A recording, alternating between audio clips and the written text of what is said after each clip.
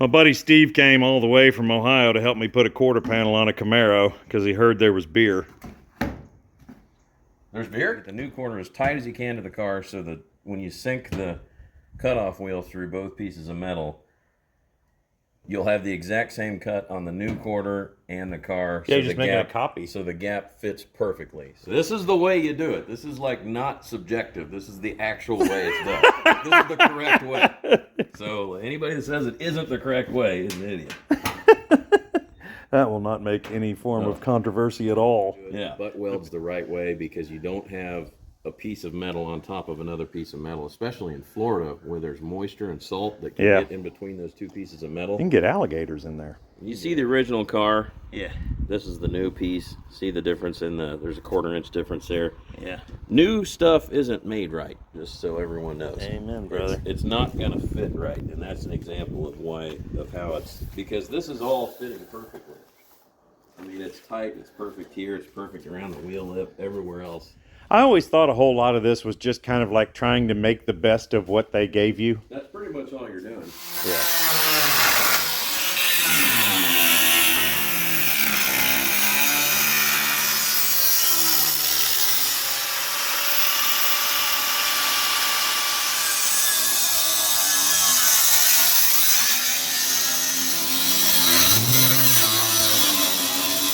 Made a little progress after my buddy left.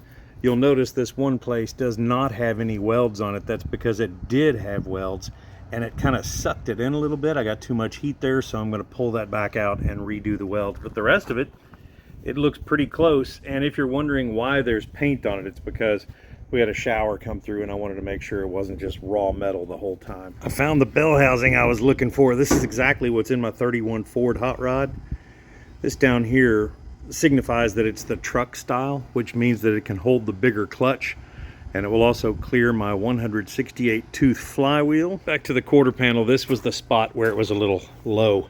It feels the way it should now. It's extremely close to how it should be. Also, this feels basically flat on the transition. Fill in those. All right, stop, collaborate, and listen. This needs to be facing the other direction. So she has done spun. Got to figure out what we're going to do on the bottom of this quarter panel, the back edge there, and up around the wheel well. Okay, see this line right here? This one is about lined up with the center of the tire, just like on the other side. That inner line right there lines up about between, about right there, right on this line here.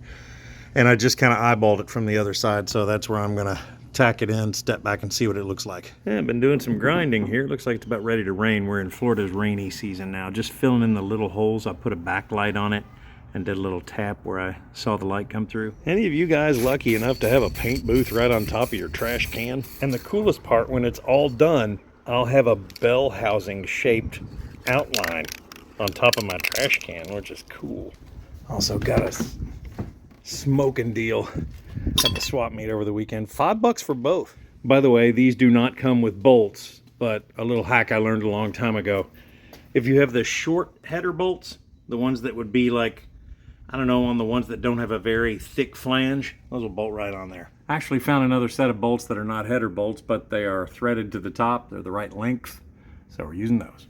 By the way, if there are some of you who are just now watching this channel for the first time, the whole thing behind this engine is low buck, but still works well. It's been ball honed, has new rings and bearings and gaskets and all that, but the intake is used and it was spray painted silver again. Water pump, not used, but I bought it in a stack of stuff that was like swap meet stuff. Nothing on here that's really high dollar. It's just stuff that'll work. I am so freaking irretrievably weird. I just noticed the intake was on backwards, so I spun it around. Even though there's a towel under it, there are no bolts. There are no push rods. It had to be sitting on there right. I can't explain it. You guys ever hear an ice cream truck in the distance and you can't find the damn thing? I know it's our ice cream truck because he always plays Christmas tunes all year. Next step is changing out these little critters, which are made for a flex plate. See how short? Going to be changing them out to these, which are made for a flywheel because they go through a much thicker surface.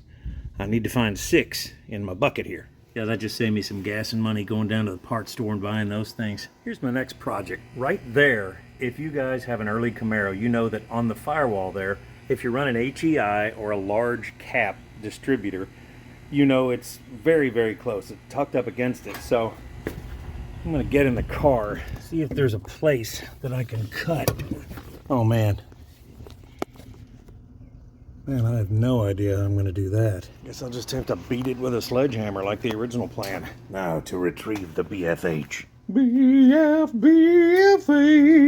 Well, I have a freshly kerswapped Firewall. I'm sure some of you guys are going, what are you doing, man? Well, this is a street car that I'm just gonna drive the wheels off of.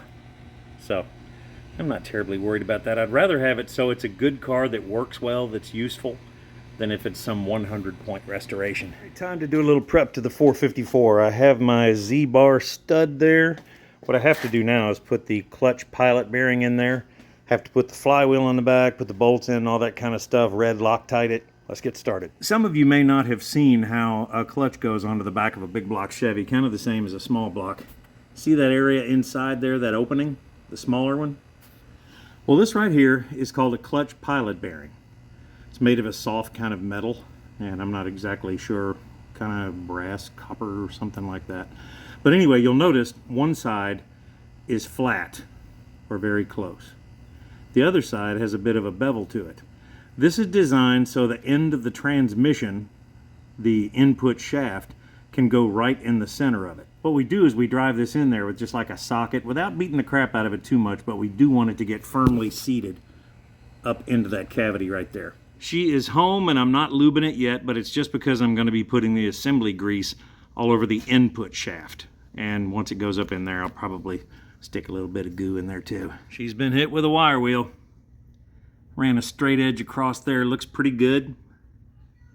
Yeah, I went horizontally, vertically, and 45-degree angles and all that. This is the one part that may freak you guys out a little bit. I'm about to use the old clutch that I had with the small block. But the reason I'm doing that is, if it works for now, that's what I'm going to use for now. I'm going to drive the car around for a little while. Then as time goes on, driving it locally, I'm going to figure out what's wrong with it and fix those things.